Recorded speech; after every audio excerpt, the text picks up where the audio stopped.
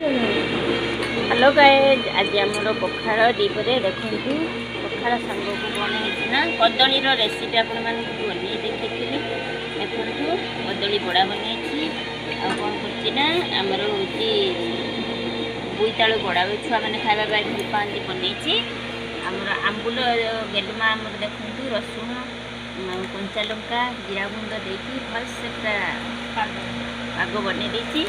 सांग को मटर झोल पिला मैंने खाए बोली आउ बोईताल आलू भजा हो गेलु आमर ये बस पिज काटापी देखते सांगे पिज भी दरकार आम समस्ते बसगलु खावा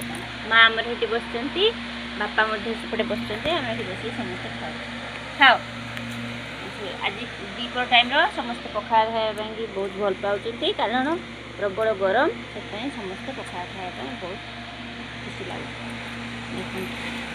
कदली ये बनईदे खाईदे कदली जब खाली भाजबू पिला मैंने खाइबा भल पाना एमती खाइबा बहुत भल लगे।